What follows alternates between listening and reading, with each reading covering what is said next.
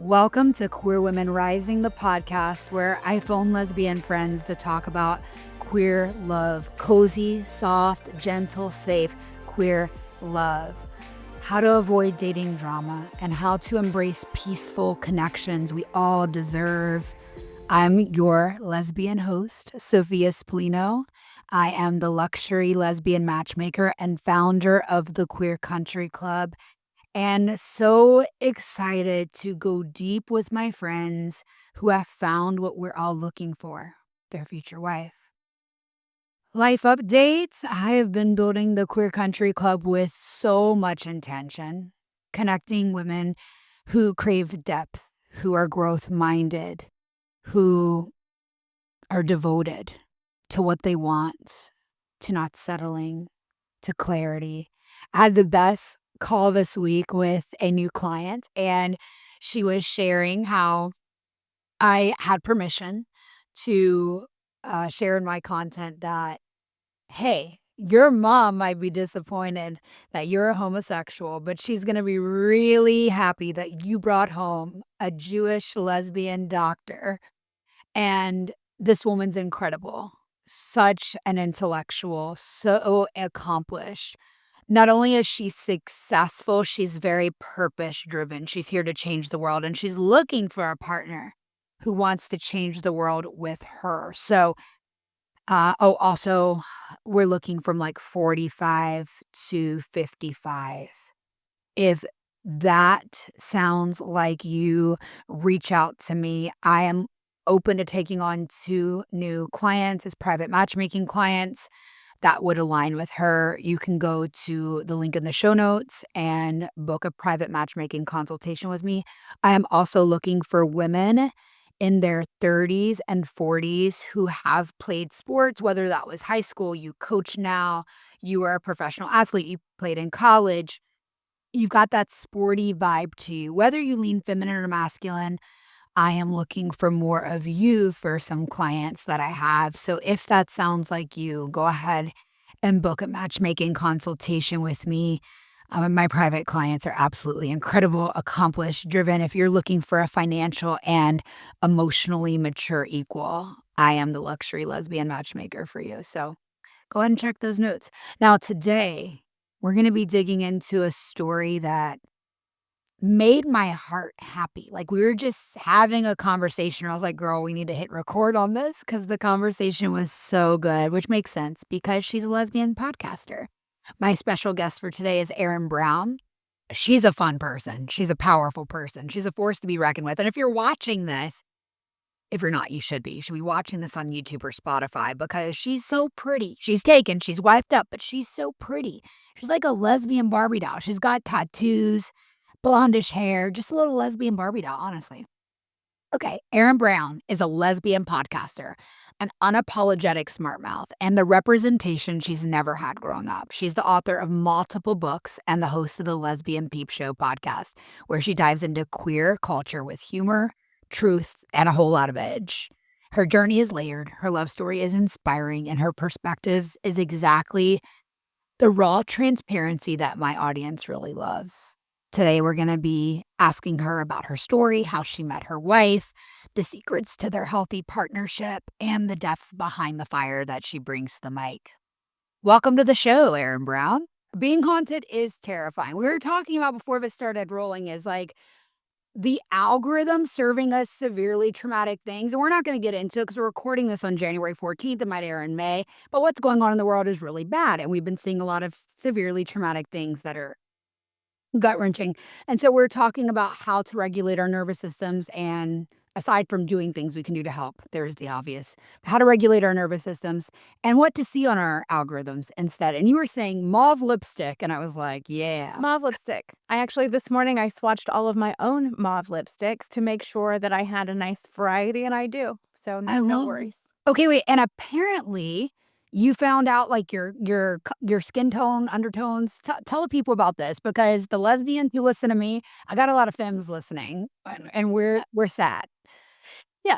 So I found out that I was a low contrast, cool toned specifically profile. And this was new to me because it is new to me because I have bleached my hair my whole life. I was a very blonde kid, and then I started bleaching my hair in my 20s, and I've just always done that as like a upkeep. I haven't even really thought about, do you still want to be blonde? And then I'm 43, and a couple of years ago, it's just like, what is going on with my natural color? So I'm at my natural color, and my natural color next to my skin tone is lower contrast. And then also, I don't know if I've become cool toned or if I was just ignoring that information before, but anyway. You know what I Really think quick it could be? We kinda just, like, got older, became lesbians, realized the male gaze was different, and, like, quit fake tanning. I Is that true for you, or is it just me? Wow, I really fake tan like, I had the bunny, the Playboy bunny on my Oh, lip. okay. You went Mhm. hard. Sticker tan. Yeah, I really did because I also, struggled with body image stuff, and And it thought helps. if I just yeah, snatch the waist and get a tan and no one will know what size your body is, which is crazy. It's really sad because I relate to that. I remember being younger and thinking the tanner I am, the thinner I look. And what I love about this world of women listening is like the way women see bodies are so different. I threw out self tanner 2 years ago. It also helped that I got my dream couch, which is white, and I was like, I will never, never damage you, baby. I will never like I It would be so ugly. no, wait, I make my guests sit down on blankets just in case they have self-tanner. I'm also a recluse, I don't have many guests, so it's great, it works but, like, the fact that, like, I have not used self-tanner in 2 years is a testament to lesbianism. Mhm. Yeah. Like, Can I say something explicit about that? yeah, go. We're explicit. One of the best things for my personal body image was sleeping with a woman who had a similar body to mine, because I was always really concerned about, like, my stomach specifically. I don't think I'm saying anything that's, like, shocking to anyone, but I was, a child of the I was born in the '80s, raised in the '90s, and all of it was just, like, very diet culture-y, and, the stomachs I was supposed to have was stomachs that I'd never had, like Britney, and that's just not even my body type, and so I never wanted anyone to touch my stomach, and then being with a woman that had, like, similar musculature, similar, softer areas or whatever, and, like, tactilely feeling how great that was, I was like, "I can't believe I was ever insecure Yeah. about anyone touching me because this is fantastic." Like, I remember very clearly getting on social media the first time I slept with a woman and being like, kissing a man or touching a man's body is like eating steak, and being with a woman is like kissing a marshmallow. Mm. Mhm. So I absolutely relate to what you just shared, and there's some sense of safety, and I just wanna throw it out there, to this day, some of the best sex I've had in my life. No one send this to my ex, okay? I don't wanna give her this glory, but I dated this really, like, short, kinda stocky, masculine woman, Mhm. and she was thick, thick, and she never had a body insecurity, okay? Not one. This woman would run around naked. We got into battles over who could drag each other across the kitchen floor, like, eating each other out. Like, it was insane the crazy sex we had, and she was the thickest of all my girlfriends, the one who never worked out, all these things. She was the most confident. She was the most sexy. It was the best sex of my life. I adored her body. I thought she was fine as fudge, and she thought she was fine as fudge. And it breaks my heart when women I notice particularly you tell me if this has been your experience. I notice more feminine women do struggle with the body image issue over the masculine women I've come across in my life. Yeah, I've seen both. You have? And, it's interesting. I mean, like, what's in my anecdotal experience, I unfortunately have not slept with a sample size of women. Same. Unfortunately, my research would show, that masculine women have different insecurities, and so they're not necessarily looking for, like, the Britney Spears stomach, but, like, their arms to be a particular way, and so, or to seem more square, a lot of times more masculine women, and not just women that I've dated, but am friends with, have insecurities around anything that is like a softness or a roundness because they wanna look boxy. If they like masculine clothes, so Oh, different things. I right. do think that, there is a world in which, femme women hold on to diet culture in a different way longer. Because even to what I just said, we're still taught that we need to look a particular way, even if it's for women. Right, and no matter how much self-awareness I have around it, I wanna look a certain way when I buy a certain skirt. I want it to feel good on my body, like, I grew up with a mom in the '90s, like you said, in the '80s, and I heard her say things about herself that bled into me, and it's really cute. Me and my little sisters might disagree on a lot of things in this life because 'cause they're very conservative, and I am not. But they, will never say a negative word about their bodies in front of their children. They're very dedicated to that because of what we went through, and I'm like, "That is one thing that we can delight that we agree on." I love that. Like, I never want my little niece to ever hear, like, Aunt Fee doesn't, like this thing about herself, because eventually that becomes a thing we hold. Yeah, even if you're talking about yourself, I actually wrote a book about this in the early 2000s, and there's a Really? chapter about this. Yes, it's called As Is. It was my first, Amazon bestseller. Um Oh, girl. Yeah, and that was part of it. I have a 17-year-old daughter, and when I found out I was pregnant with her, I was terrified because I was like, "All I have to offer a girl is to teach her how to hate herself," and I'm, like, just absolutely not doing that. So that's made a big difference, but also I think that there's a way you can train your algorithm to look at bodies that look like you, and that's really helpful. I really love there's this guy, this video has gone viral several times, but I think he's made more, where there's, like, a woman that's like, "What's this?" And she's pointing to, some people say a fupa or like a lower stomach area, Oh, yeah.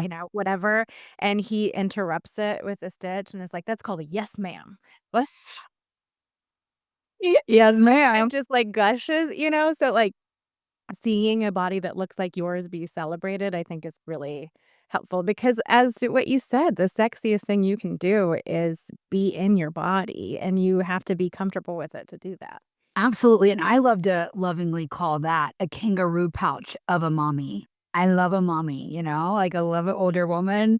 I was once with a woman who had 3 kids, and when we were on and off, because she was in the closet, and she would ask me about, like, the sex between her, like, after a year of not talking, "Well, how is it?" And I'm like, "Well, I just miss your vagina," and, she'd be like, "This is," what would she call it? She would describe it like lunch meat because she hated her body so much because she had delivered 3 babies, and I was like, "Girl, I don't see it that way." Like, I love, like, to this day, her pussy was my favorite, and I don't know what she's talking about. I really don't. Yeah. She to me, porn star pussy, but, like, to her, she looked at herself differently because it looked different to her maybe than when from before she had birth, but to me, I didn't know the difference. I didn't know her then. And she would call it like, was it deli meat? I was like, "It's not, that breaks my heart." Like, I love all vaginas that are different. I didn't know my nipples looked different until someone had to tell me, like, "Girl, you have bigger nipples." Yeah, I was traumatized. It hurt me for a while, but then I started doing research, and I was like, "Wait, not everyone's nipples are perpetually turned on." And my yeah. I just have pointy nipples at all times, and, like, it gave me body dysmorphia around that for, like, 6 months, but I think I'm okay now, I think. Yeah. Great. What about That's you? actually one area of my life that has become, I would say worse because that sounds bad, but it's like an area that is not improved, since being with my wife, is that she has kind of perfect breasts, and I used to be, like, really confident in mine, and now I feel less confident. It's like I was, like, an amateur painter, and then this, like, famous world-renowned painter moved into my house, and now I'm like, "Oh, they have paintings," like, it's Has she ever, like, breastfed, and what do you feel like how do you describe, like, these dream boobs? well, hers are just, much larger, which is the other thing. I thought that I had these big boobs just because I have, like, cleavage, but no, hers are just much bigger, they're shaped differently. They're just kind of perfect, and mine are fine. But I breastfed and I had a baby, but it was 17 years ago, so I had youth on my side. I was 24. And so I did this all feels the same to me. I also wasn't, like, clocking for it to be different. So, I'm not mad about, like, where they're pointing or whatever, they seem fine, and hers feel like a masterpiece, and because I see them all the time, now I have this weird, like, dysmorphic thing where I'm always buying myself these little bralettes because I'm like, "I just have these tiny titties." They don't fit in there. I can't they just, like, pop out the middle because I need a bigger bra than that, but I think my tits are tiny now. Gosh, I wish I could give you some advice, but I don't think I have any. But I feel like people out there are gonna relate because it's like when you're really in love with someone, you feel like their body's the dream. At least that is for me because 'cause I've been with so many body Yeah. types. And it's funny because in matchmaking, I ask people, like, "What's your ideal body?" Most women don't have many preferences around this because 'cause we're women, but some people say, like, "Oh, I love big boobs," or "I really need a butt," or whatever it is for them, and we honor that, but I at the end of the day, I feel like I've been with women who are really thin and who have, like, fake boobs, and I've been with women who are thick, who have natural boobs. I've been with women who have breast reduction and their nipples were sewn back on. I've been with women who had their nipples removed because their boobs are fake because they had breast cancer. Like, I've loved them all. Yeah. Have you seen a sample size group of titties, do you think? You know, I okay. I've slept with only 5 is it 6? 5 or 6 women. I would count, but I don't wanna take the time to do that or accidentally lip a name. But yeah, yeah, I don't sleep around, but I've averaged since I've come out of the closet, been out of the closet for 5 years, on average, I have a new sexual partner each year, but I will admit that I've, do as lesbians do, gotten back with the ex guy. Except for the last, like, year, it's been very, like, "Okay, we've got our boundaries in place." Since I've started matchmaking professionally, I see, like, what's possible out there, so there's no point to go, back to your vomit and Yeah. get with an ex, so I call that recycling. recycling, yeah, no, it needs to stay in the recycle bin, it needs to get taken to the facilities so you don't go back for it, okay? Oh my god, okay, you've gotten lucky, you found your wife. How did you meet them? How did that work out for you? What was the secret? Everyone wants to know, that's why they listen to my show, they wanna hear the love stories.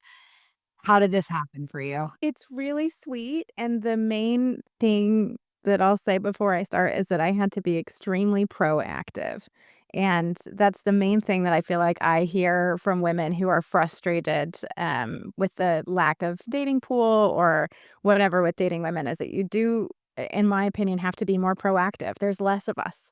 Mm. And if you're, like, trained to date men, then that's, like, about standing around and, weeding out who approaches you, and this is, like, an active thing. But I met her, she was walking down the street with a barrel on her head towards her apartment that was a loft over the diner in our, like, downtown. I live in, a college town in Kansas. Pause, what was in the barrel? It was, an antique fuel drum that she had just bought from the antique mall to have as, like, a side table. Oh my god, how cool, okay, we like her already. Yeah. And I was pulling in furniture at the end of my shift. It's very meet cute. And I stopped her and was like, "You live there? How come you never come in here?" I work 3 days a week. I have no idea if she comes in here. I'm just like, "She's cute." Harass her? I don't know. So I did. Um, I asked about the barrel. She made a joke or whatever. And then she came in the very next day to the restaurant and I like flew my hand up to say hi to her. And she I don't think saw, um And you're, like, awkward, like, hoping no one else saw. she was there to make a point, that she does come to the diner. Apparently, she came to see, another woman that worked there, and she worked different days as me. They, had been on one date, and nothing ever occurred between them, but she would come to visit someone that I also worked with. Okay. Um And this went on for, like, a month. She kept coming in, she was always working, and eating alone, which to me is very boss energy, and everyone in the diner knew that I liked her, so I would be the one to, like, fill her coffee, or if she was at the counter, I'd take her there was, like was really trying. But I also, not just in, like, a lesbian way, but in a just, like, woman way, didn't want she was coming to a restaurant to eat. And I hate when I go somewhere and I'm being polite to someone and then they hit on me and then I feel like I can't go back to that business, you know? I feel ya. Yeah, I feel ya. When it's a And we weren't oh, I allowed to never hit on mind. Oh, sorry, go Huh? on. I said when it's a woman, I don't mind though, because 'cause I'm like, "That's Right. cute," but Totally. I get the feeling, yeah. Yeah, and I had asked around about her and was like, Is she queer?" And people were like, I think so. I know that she's a boss. I know that people knew that she had worked for Afropunk. She doesn't anymore, but she does work for music festivals. She travals all the time, and she's a private person." Great. Love that. Not very helpful information for me, though. And so one day I told her that her iPad was cute. She had a black iPad. It was not cute. And I was like, "I'm so sick of myself. Today's the day I either am introduced to her or, I get rejected, but I'm just over it." But I had done all kinds of things. I was playing music at the diner to try and see, like, if she knew early '90s music when she was probably about in my age range, like, I was doing the most. I was doing so much flagging, none of it was working. And so that day, she was leaving on a call, and I asked if she wanted coffee to go, and she said no, and I correctly thought it's because of the to-go cup. It's like a environment reason. So I gave her one of our staff mugs and was like, "You have to bring this back." And she looked confused. And I was like, "I've got her. Okay, she knows I exist because I have confused her." And she didn't come back in, so I sleuthed around. I found the person that we had in common that felt like the right introduction, which specifically was a woman that took a long time to decide that she liked me. So I'm like, "This lady dines alone. This lady is discerning. That's the connection." She texted her. Within like a half hour, I received a paragraph about how she was somewhat recently out of a relationship, not looking but open and just like whatever her particulars. And then I texted her and I said, "This is Erin from Lady Bird Diner. You didn't bring my cup back, and I'm very serious about my job. We have the map of the stars." When I sent that text message to her at my house. Serious about my job, come bring my mug, not the employee. But I finally got to have a little bit of, like, swagger, because I had permission to flirt with her, and then we were kind of inseparable after that. I don't think that we U-hauled, we were slow to, like, say, "I love you," we were slow to become monogamous, but it was pretty instant that there was, like, a lot of attraction, a lot of chemistry, and a lot of, like, lack of red flags. Yeah. Oh, it's so good. I think the lack of red flags is like the foundational piece. Everything else, then you can move from there. That's beautiful. Okay, I wanna know, was she just, like, kinda healing from a breakup where she didn't, like, notice you the way you notice her? Like, she's assuming you're totally straight and doesn't even wanna go there? Like, talking to her after the fact, what did she say was the reason? Because as a She was lesbian, I'm always looking. Oh, sorry, go ahead. She was oblivious. She's one of those, and she still is. Like, people will flirt with her, and I'm like, "That person's flirting with you," which is fun for me. We don't have, like, a jealous relationship, but she never knows. She actually said on our first date, I remember I've told you this, that she can't tell if someone likes her until they're sitting on her face. Yes, yes. They're That was the point in the date where I was like, "Oh, I'm very attracted to her." I I knew I was drawn to her, but I hadn't had, like, that physical moment yet, which usually comes with, some conversation for me and, like, knowing them, but that was the moment that I was like, "Ooh, this is working for me." Yes, yes, yes, the moment, like, you get the tingle and you're like, "Okay, Yeah. we're in." Yeah, same. I don't have any sexual attraction until there's this emotional, intellectual connection first, so and I think a lot of women are like that. You might wanna identify as demisexual, you might not, but Yeah. definitely feel like that's where I fall. That's really beautiful. I love seeing a healthy, peaceful relationship come to be. It's evidence of what's possible for all of us. How long did you date before you got married? Oh god. We just got married, Congratulations. but we got en thank you. We got engaged in, like, 2020, maybe 2020 or 2021. It was right after that, conservative woman was, put on the Supreme Court that people thought was gonna overturn gay marriage. They still might happen, but whatever. It was after the first big threat to gay marriage, and I had no interest in being married again. I'm divorced. I was married to a man for 10 years. I do feel like that was really informative, and it was one of the things that I really appreciated when I started dating Shannon is she was, um I don't wanna say impressed is the right word, but she was heartened by my being a divorced woman because that was, like, a woman who knows what she wants and Yeah. knows a lot about why that is. And so that wasn't like, "Oh, you've had this kind of specific experience, I'm supposed to do that for a first time with you." It was like, "Oh, you know, Oh, yeah. and also you'll leave." And that's great information. Yeah, you don't take no shit. Erin takes no shit. No, and that was one of the things that made this relationship feel really good from the start is because it wasn't just, like, about, like, pheromones or something, it was like she's checking boxes that are, very important to me in a lived experience way, I love including not boxes. being jealous. Yeah, important, especially for what I do in the world and what you do in the world, online. What are the boxes? If you were to be, like, looking back, "Oh, this would have been on my future partner, future wife wish list." What were some of those boxes, if you care to list?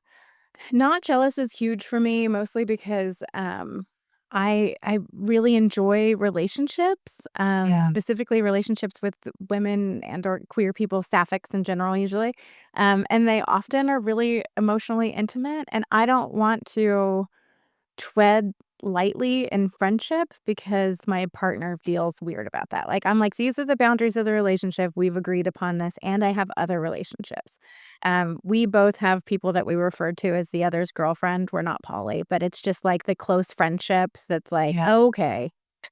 Yeah. Yeah, and it's just like a safe feeling for you. Yes, it's perfect.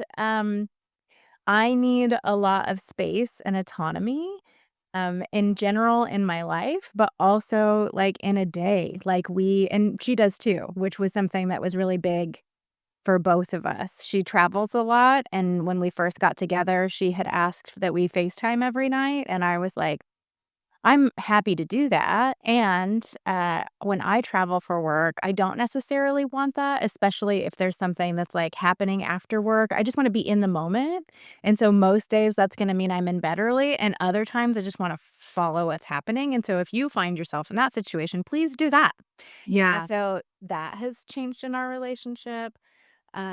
Was that The hard? morning Like, routine to is go sorry, I just wanna dig in just a little bit. Was that hard to hear or for her to hear without, like, feeling sad, or was she able to receive it right off the bat? Because I know sometimes it takes time to understand, like, this isn't a personal thing. Because 'cause I've had someone tell me that before, and I took it as a personal thing. Like, I was, like, leaving a wedding, called girlfriend at the time, and was like, "I just wanna tell you good night." Not leaving, I stepped out of a wedding reception. She's like, "Why are you calling me?" And I was like, "To tell you good night, because 'cause I've never not told you good night." And she's like, "I would not step out of a wedding reception to tell you good night." And this is where I noticed something's wrong in the relationship for me, and I took it because I was like, "Okay, this is weird. This is weird behavior from her." And I don't know, like, it hurt my heart going forward if someone told me like what you just said, because of that situation where ultimately it led to a breakup. I don't know, like, I kinda want my person to tell me goodnight every night. So, Yeah, yeah, like, my little heart would be crushed, but I also hear you and know that it's not a personal thing for you. mhm. So That feels harsh. I have never, like, received a call or a text from her and been like, "Why?" right, exact It's more like and we do touch base every night, in part because I'll wait up for her, especially when she's in a different time zone, for her to get home from work. Again, she works mostly music festivals, sometimes that's really late, Yeah. and, sometimes on my end, I need to go to sleep, so I'll let her know, "I'm so sorry I'm not gonna be able to stay up tonight. I hope your night was great," whatever, we say goodnight that way, or she'll text and say, "I don't know if I'm gonna be able to." She's often on site for an event and, like, advancing another one, so she just has so much going on sometimes that, like, it's better for her not to take that break, and it feels nice for both of us that none of these things feel like a test. Like, there's flexibility inside of it, but we're always touching base. So, Always touching base. never, like, haven't heard from her. It's just that my expectation isn't that she leaves what she's doing and makes sure that she sees my face, and that was her expectation in her previous long distance relationships. Well, it upsetting to me. Yeah, yeah. And I think it's a good conversation to have because I wonder how many other lesbians have, like, felt hurt or had it said to them in a rough way, and Like, I think honestly, setting expectations in general in Mhm. every area of life is a way to not let seeds of resentment get sown. Because once those seeds become planted, it's insidious and you don't know why you're irritated with your partner, but it's because you have an expectation that you didn't share. And maybe the expectation is the opposite of wanting someone to do something. It's maybe I need you to do less of that. Like I need more space. Yeah. Yeah. Our morning routine is we wake up currently at 7:20, it changes, and we have that's the snuggle alarm, and then we have 10 minutes of snuggling. That's so sweet. And then we're out of bed, and then we don't talk again until after 10 a.m. Oh, that's so good. That's We what both work I from need. home, and so it's really easy to interrupt one another's flow, and it's nice to be able to leave my office, go get some water, maybe have headphones on, maybe not, but not get out of my flow. We're also both neurodivergent, so when we get focused, it feels irritating to be interrupted, even if it's by her being cute, and same. We also have puck lights outside of our offices, and so when we're recording or something that can't be interrupted, we have a light system for that, so we leave each other alone. That's so And another favorite of mine is we love to say, "I love a request." And so whenever there's something, wrong or that we need to, like, refine or do differently, we start with, "I have a request," and the other one's always like, "I love a request." And then that's the way that we make changes in our relationship, and it's less like, "Stop doing this," or "It's terrible when you do this." It's just like, "You don't even know what my request is. Let me make a request." that's Let's sing it so back. beautiful. Oh my gosh, I love it. Like, that's gonna help so many people, like, not get a divorce listening to this now. That's beautiful. Thank you for sharing. I feel like you just gave us, like, the grimoire, okay? Like Well, and then it can feel sexy because, like, sometimes the request is hot, but either way, like, I love a request. It's like, "Ooh, I'm subbing. What do you need?" You know? oh, I love this energy. Yes, future wife, if you're listening, this is on my list now. We need someone who could take a request. Yes. So good. Okay, what's one sexy request that you can share that you've gotten? Um, I don't know if it's sexy or not, but it's the first one that came to mind. She often needs more, like, snuggles than I do, which is why we started the snuggle alarm. When I'm really busy, I can just kind of operate really separately, and she feels a real deficit if there hasn't been enough touch, and so oftentimes the request is like, "I need us to sit all the way next to each other on the couch this evening. I need I need snuggle time daily. I am not at my capacity. I need more touch." Otherwise, we also will do, Google Meeting requests when our schedules are really full, especially with calls for, like, an office visit, which is I have a fainting couch, so she visits me. We know what that's for. We know what the pillow's for too. Okay, real quick, I need to tell you about Wisp, an online healthcare service that is for the girls, gays, theys, and me. In fact, for 3 years, they have been a part of my daily regimen. I know many of you listening long to create beautiful, women loving women relationships. And that, my dears, begins with excellent kitty care. Like, no offense, I don't know about you, but I personally don't want to be at a kitty cat cafe, if you know what I mean, that doesn't provide the freshest dessert for me to lick. So do unto others as you'd have them do unto you, and keep your kitty cat cafe fresh. With Wisp, everything from the consult to receiving meds is done from the comfort of your phone, and the company is proud of being inclusive, cost effective, and accessible for everyone. Wisp believes that you know your body better than anyone else, which means no more urgent care visits for issues such as UTIs, yeast infections, or STI treatment. You can save so much time not going to in person appointments or waiting in line at pharmacies. The free shipping will save you so much time. Or same day pharmacy pickup can have you feeling better faster.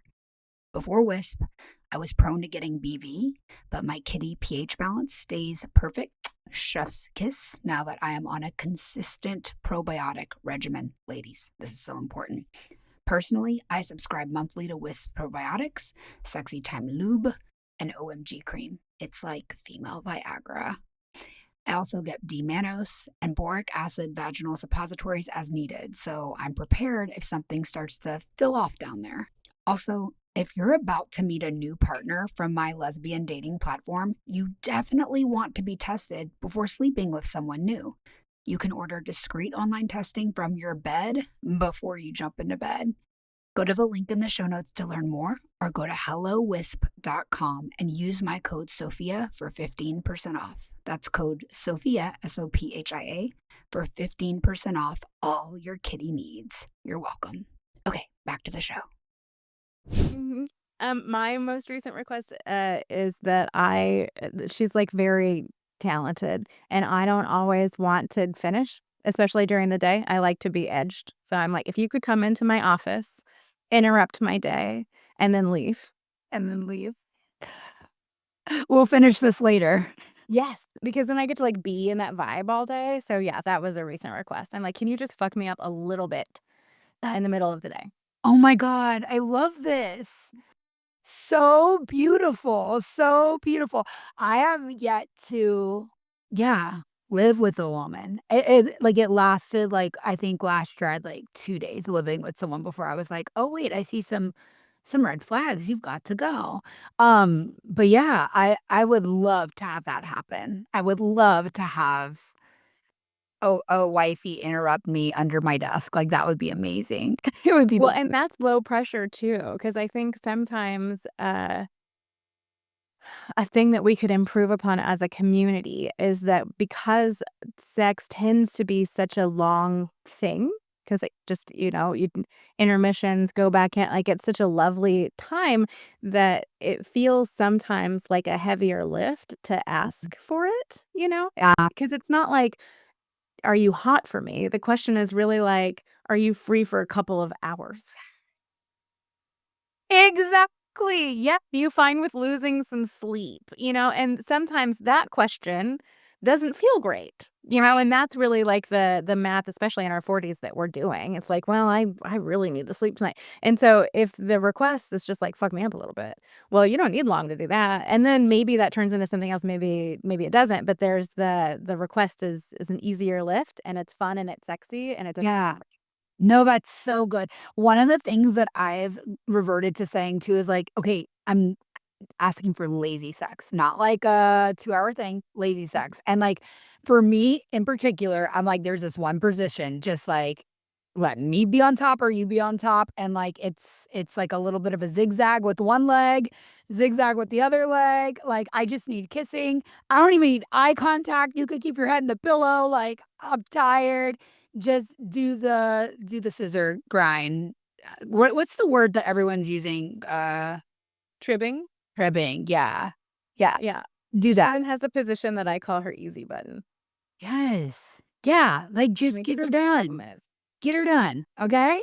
It's so easy, and so I need sex a lot in a relationship, like, a lot to fill my cup, and so it's like, if you're not willing to do the lazy sex, we probably aren't gonna be a good fit, like, just straight up. I need it pretty consistently. well, and I think the thing you just named is really helpful because I think a lot of times the conversation is just like sex or no sex, and everyone's idea of what that means or entails or has to entail to be satisfying is different, and so then Right. just talking about, like, what's a 15-minute look like? Is there a 15-minute variation that you enjoy? Is there one that, like, where you're doing most of the stuff and I'm just an active participant in a particular way or whatever? Would you prefer a quickie to be you giving or receiving? Like, all of those things I think are assumed erroneously. And it's worth having those conversations so that your request isn't always, "Do you have 3 hours? Are you fine with losing sleep?" Yeah, because none of us are fine with losing sleep. Oh my god, no. And I Come by. it is, and I think, like, planning, like I forgot which relationship coach said this, so I can't give her credit, but if someone knows, please tell me. Someone said, like, "We put pressure or negativity assigned to planning sex, but when we dating's planning sex." Like, dating is literally planning sex after a certain point. For me, that's like a solid 1 month to 3 months with someone before I wanna go there, because I need that intimacy built, but yeah, it's planning sex, so, like, why inside of a relationship does that feel bad, or why does someone in the past, like, why have partners made me feel bad about, like, "Hey, like, let's have sex tonight." Well, that's what we were doing through dating, and I think that's what keeps a marriage alive. I know that's a hard question. Do y'all plan sex when it comes to, like, "Hey, not quickies," or, like, actual Not date night? currently, but we have talked about planning it in a way that didn't feel bad, and it's never I mean, we will put, like, the meeting invites, Right. but those pop up. But we haven't successfully planned, but we've talked about it, and we feel neutral about that. But we also, I don't think, have ever been in a situation in our relationship where sex has been, contentious. We've had, like, differences in libido match and talked through it, but, um I really appreciate about this relationship that it has never felt heavy or pressureful, and this is maybe the first relationship where I haven't felt that way. And I've been both people in that too. You know, I've been the person that wanted more, and I've been the person that felt too much pressure or whatever, and it just feels nice to have it be I feel like in this relationship, sex is an activity that we like to do together and Yeah. not proof or evidence of something in the relationship. Because it's so really physical all the time. So, like, there's plenty of touch all the time. I love that. That's one of the things that I address in matchmaking calls too, is, like, what's your ideal amount of physical touch, and, some neurodivergent people don't want much physical touch outside of sex, like, it could be too stimulating, so we're taking that into account, and while it's great to, like, align someone who vibes with your love language, what I'm really looking for and analyzing for is there a love language that you know you're incapable of really consistently giving? Mhm. Because that is the issue. What I notice, most women are like, "Oh, yeah, if my partner wants it, I can do it," and they don't care what love language it is. If they're in love with someone, most are willing to meet them there.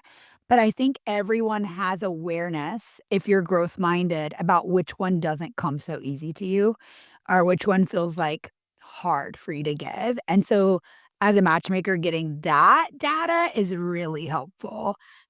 Yeah, and it's I great that think you're that's talking. so important too because I don't know. It's nice to be in a relationship where those things don't feel hard, where I'm not asking for something that is like such a big, a heavy thing.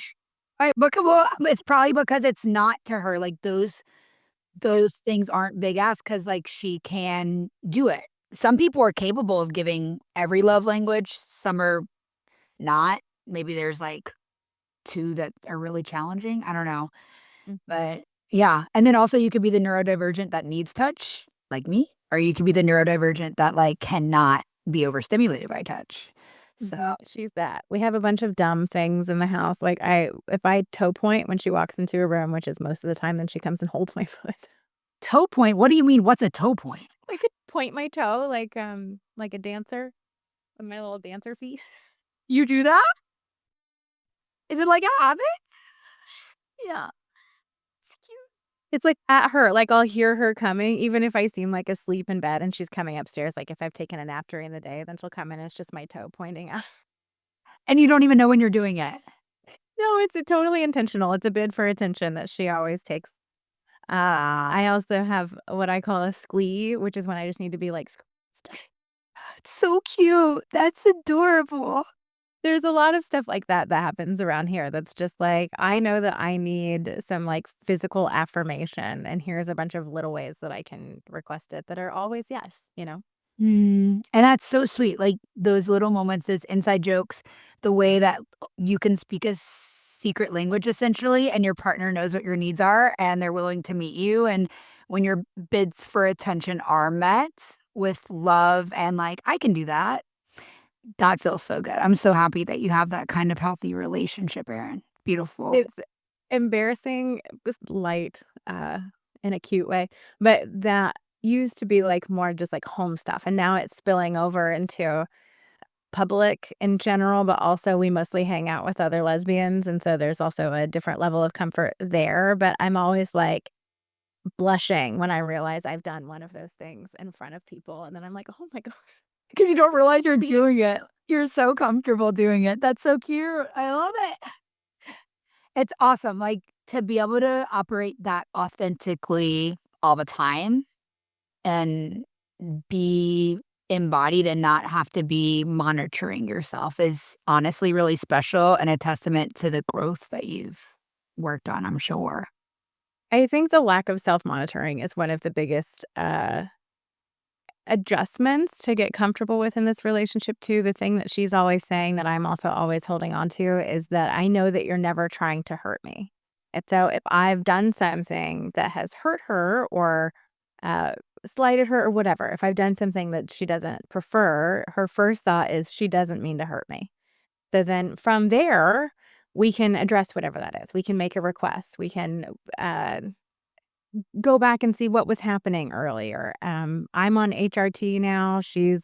We're usually in like a medication flux because both of us are neurodivergent. Like we're always working through even what's happening with us on a chemical level that can also impact our moods. And so there's like room to give each other grace and starting with unconditional positive regard.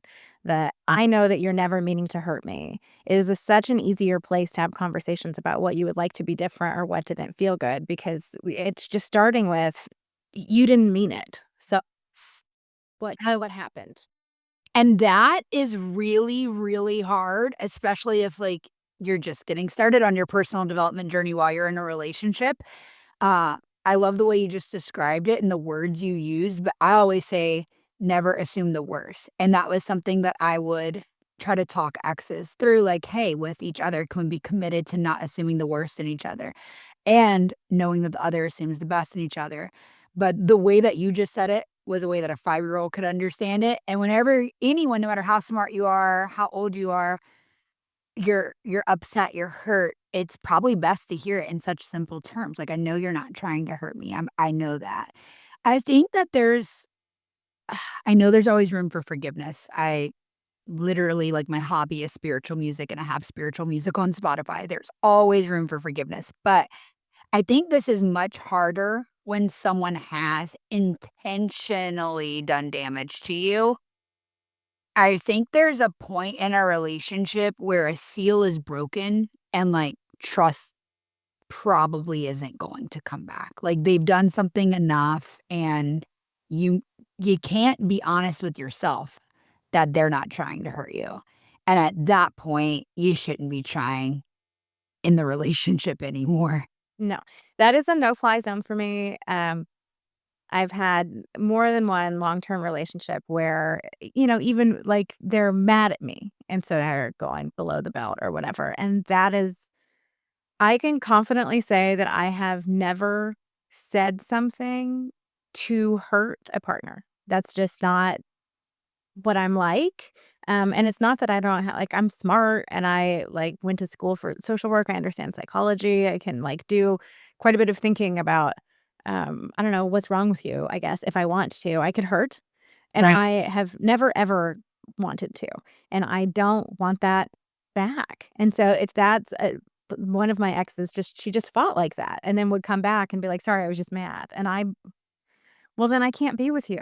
Right. So I hate how easy it was for you to think of the worst possible thing you could say to me to hurt me, and then you just did it. Yeah.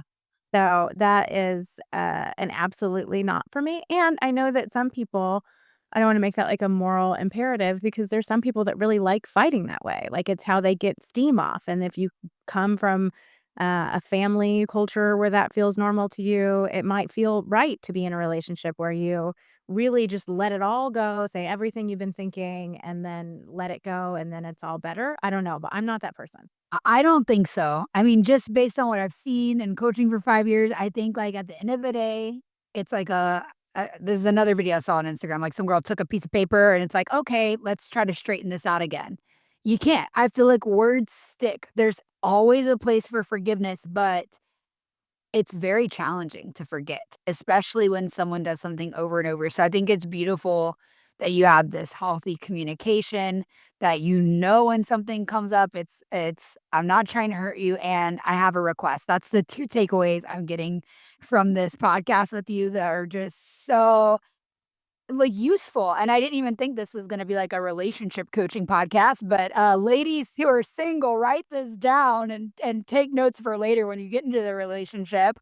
Once you join Queer Country Club or I help you through private matchmaking, you find that person, the most important thing is not breaking that seal of trust that that person does truly have good intentions for you. And the moment that you do, it's hard to rebuild, man. It is really hard.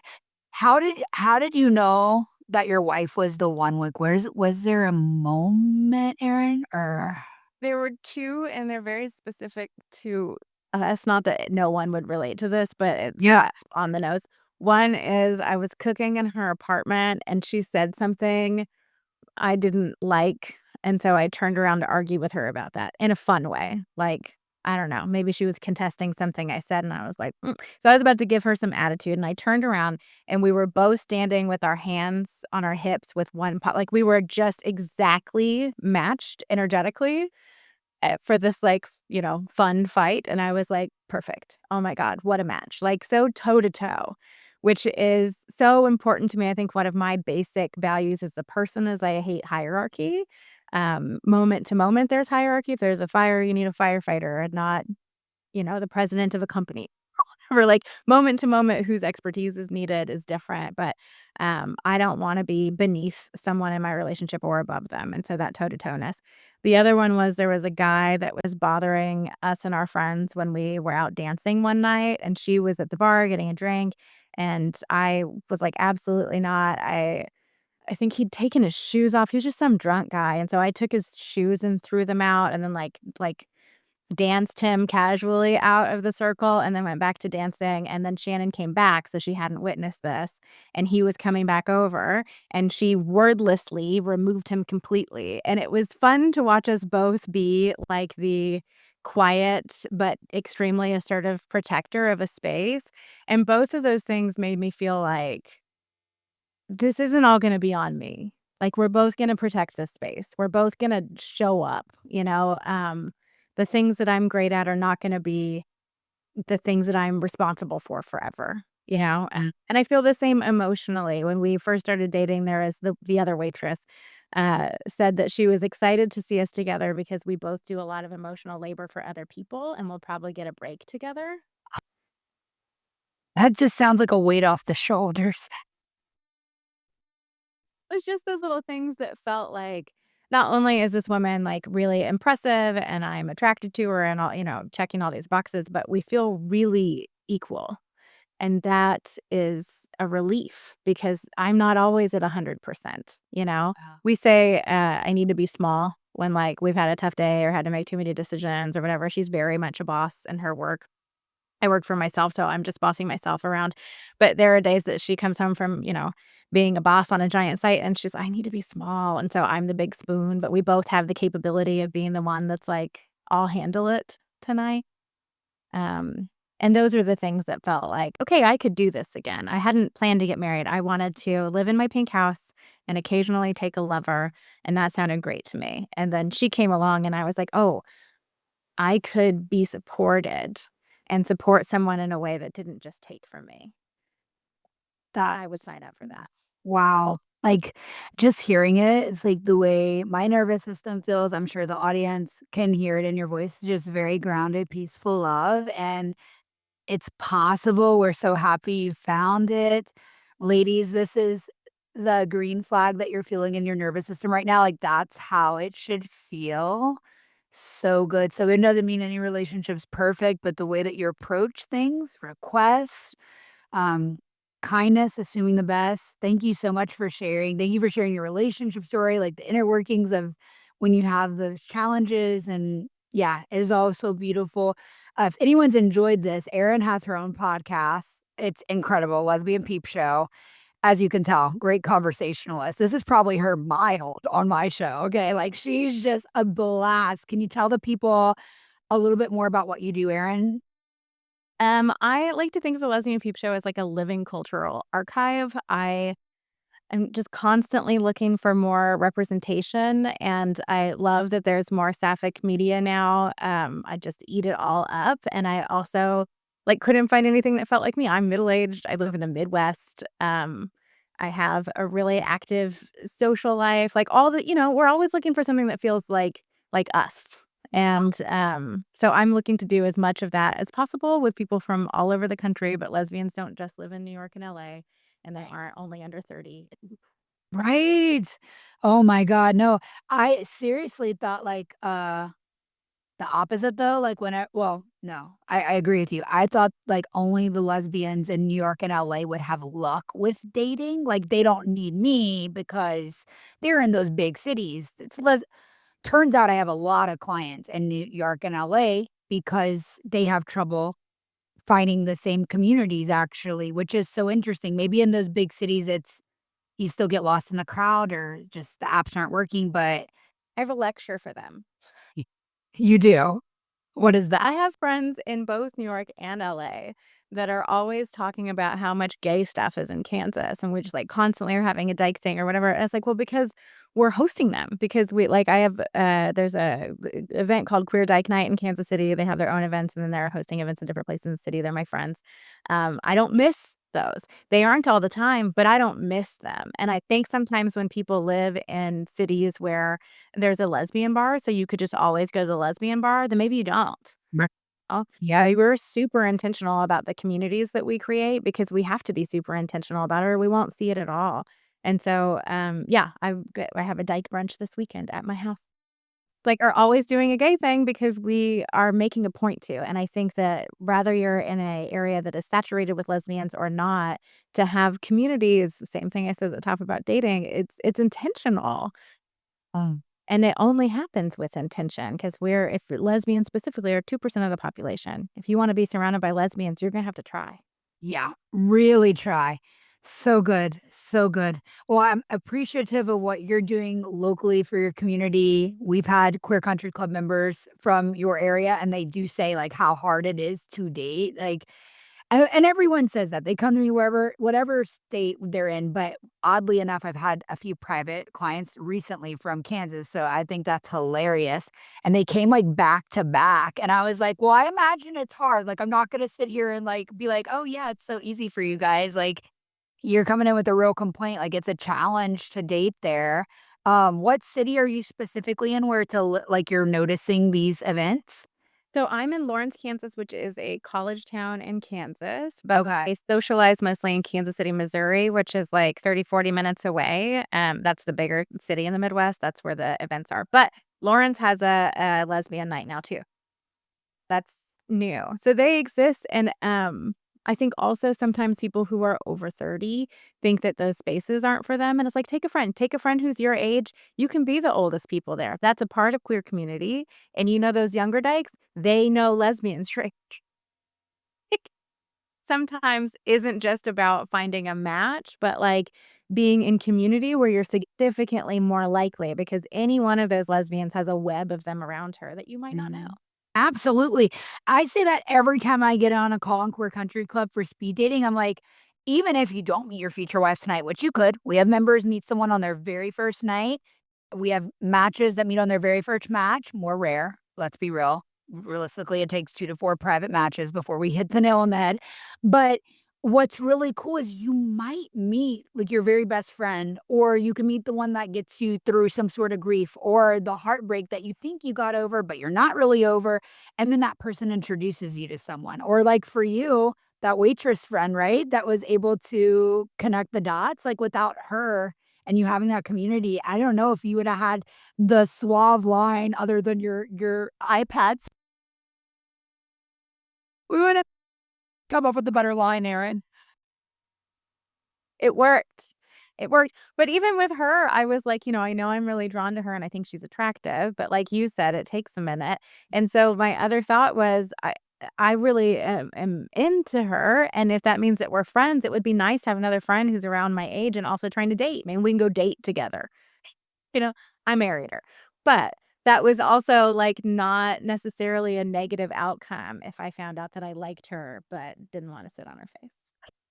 Exactly. Community is so important, and you never know. I always tell my community, it's the door that leads to the door that leads to the door. If someone's the door that leads to the door, awesome. So just trust the process, whatever that process is, whether it's my matchmaking process or life, trust the process. It's all working out. Thank you for being You're doing evident. the Lord's work. I really am. I will tell you that's the truth. It's hard work. We just added 11th team member this week, and I am about to partner with someone in Australia. Like, it's intense work, and your girl can be tired at times, but I keep praying that God sends me the right people who care so much about this work as I do. I don't just hire randomly, and it's good. It's good. Well, if you ever need a Midwest representative, I'm interested. There's so many available, attractive lesbians out here that I think, are just not on apps. I just introduced a couple of friends this week that I'm like, "I don't know, but you'll like each other." Yeah, okay. Well, after I get to know someone for a while, like I've gotten to know you, I'm open to talking about partnership opportunities, so you're totally welcome to email me about that after this. Yeah, yeah. That would be really cool, actually. My goal is to work with women who are in incredibly safe, secure, grounded relationships that are evidence of what's possible. I And think also not trying to date the clientele. yes, yes. Very important, very important, and that's important for me too, like, I tell people all the time, like, I'm truly not interested till God drops down and tells me that's my wife, like, there's not gonna be like, you're not an experiment to me, like, I'm not gonna go on a casual date with you, I've got the data here, honey. Like, I know what I'm looking for, and I'm gonna feel a inkling from the Lord, okay? And then I'm also going to have I will not, Erin, date again unless they go through my matchmaking process, truly. And that's not a sales pitch. I'll tell you, if you DM me, I'll be like, "Not trying to sell you, but unless someone comes through this way, this channel, I'm not interested because I truly don't have time to waste. I'm working 14-hour days.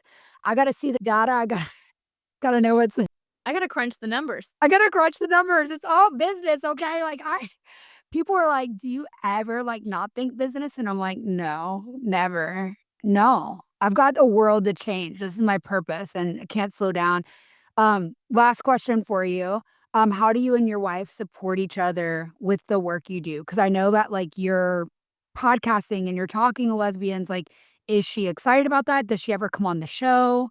Or do you guys keep it totally separate? She does come on the show. She's not a big social media person, which I think is a nice balance for us. Yes, yes. That's what I want to. Yeah, is one of the things that I liked about her when I was checking her out, just because it's a it I can't think of anything that has stretched me more in terms of my personal growth than just, like, letting people perceive me and then perhaps give me feedback for the last 17 years. Oh god, I fucking hate it, Erin. I hate it so much. Like, It's a lot. it's a lot. Yeah, I feel like every big insecurity I have, had historically has been resolved only to, like, reveal new ones to resolve, but it's because whatever feedback I'm afraid I'm gonna get, I immediately get an onslaught of. So, she understands, but also the shorthand sometimes if I'm spiraling is like, "Have you been on a walk?" And that's my cue that, like, you're unwell and maybe not fit for conception, and, you should go check out some vitamin D and your HOCAS. And so I do. So good, so good, and I think that's what I miss when I'm not in a relationship, and then that becomes, like, my, COO and my head matchmaker, like, they'll be the one to be like, "Honey, go on a walk. Go on a walk. Go on a walk." And it's never the clients are amazing. It's, like, random people who haven't paid me a dime to do shit for them and are mad that I haven't answered their DM yet, and I'm like, my pledge is to help my clients, not like what? So anyway, this is me venting.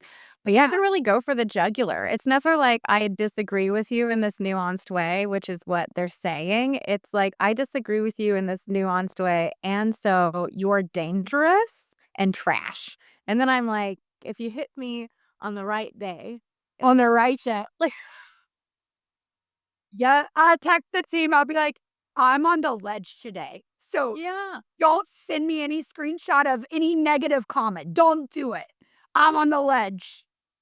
Oh, I I don't don't even even look at my Facebook. I make a lot of money off of Facebook because I have so much engagement over there. That's my biggest platform because I got started when I did. Good Uh for you. Are you like creator program? That's how you get the revenue? Yeah. Okay, So okay. I make solid monthly income just mostly from men saying homophobic things to me, and also with from that my clothes aren't flattering or whatever. Like, that's what's happening over there, and so I don't even look at it, but every once in a while, one of my friends will see it and, like, screenshot and then be like, "And I looked at her profile and blah, blah, blah," and then I'm like, "Oh my god, my feelings are so hurt by something I was never going to look at." Ever. Ever. Thank Ever. like, please don't send me that. Don't do it. Like, Oh, if someone needs customer support and, like, they're not happy about something because for some reason they think they can't get in touch with me, they just need to email my support team. That's literally it. Support at SophiaSpallino.com, by the way. So I totally get if you need help with something, like, oh my god, of course, I wanna help you. yeah, that's not what we're talking about. Right, but don't leave it in a public spot. That's why we have, like, a support team, and, like, the ugly stuff that you get, girl, I know. It's, like, anything that has, like, lesbian keywords on certain platforms, like, for me, Facebook too, because I automatically post there. I don't really check a lot. People be like, "You're not answering your DMs on Facebook." I'm like, "I'm just a girl. Book a call with me if you wanna talk to me." And then that's one problem, and then the crazy and, like, you'll go to their bio, and it's, like, got a Bible verse in it. After they leave you, like, this hateful, like, "You're an ugly pig, blah, blah, blah, going to hell." Yeah.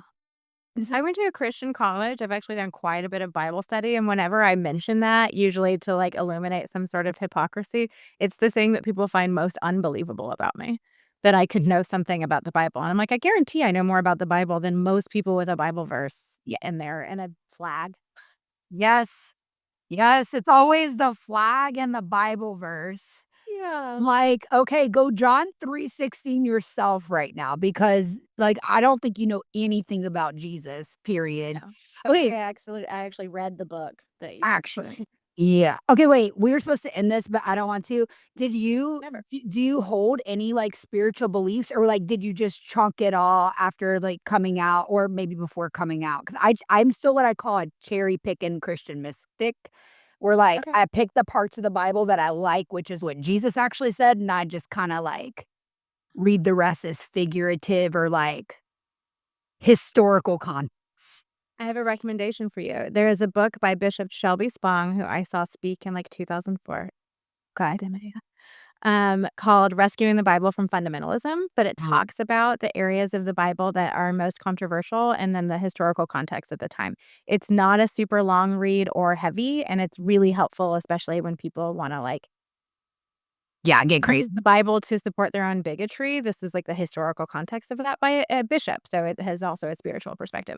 Um, I grew up religious, but I very rarely talk about it because it's so anecdotally different than most people's experience. I grew up in a United Methodist church that was during the time that the church was divided. I think they still are on homosexuality, gay marriage, and gay pastors, but I grew up in an affirming church, and so the first place that I saw queer people, and at that time, were people who it's so tricky to talk in historical terms about queer people, but, people who at the time referred to themselves as cross dressers. I don't know what those people identify as now or what that meant about them, but those were people that came to our church specifically as a place that they felt safe being Love that. themselves.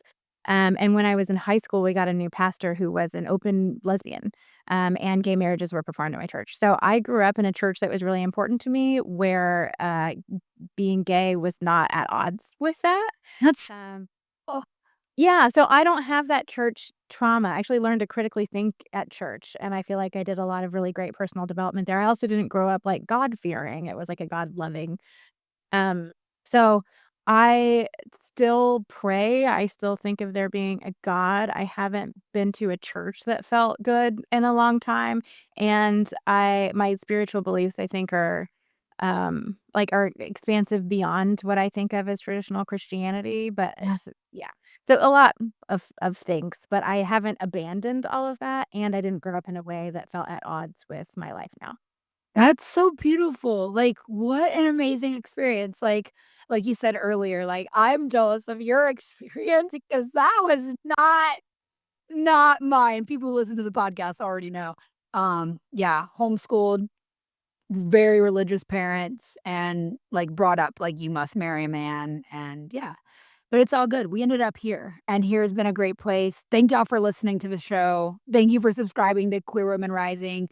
Come back for more stories from women who are doing cool shit with their life, who live big dreams and what I like to call cozy, peaceful, little lesbian lives, like where you have the important things as your foundation, healthy relationships, peaceful relationships with yourself, with others.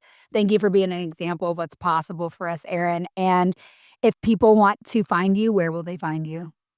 My handle is at I am Erin Brown, anywhere you might be looking for me. And the podcast is lesbianpeepshow.com. It's so good. It's so good. It's so fun.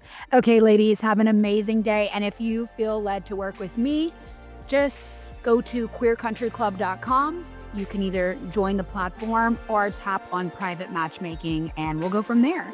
Have an amazing day. Bye.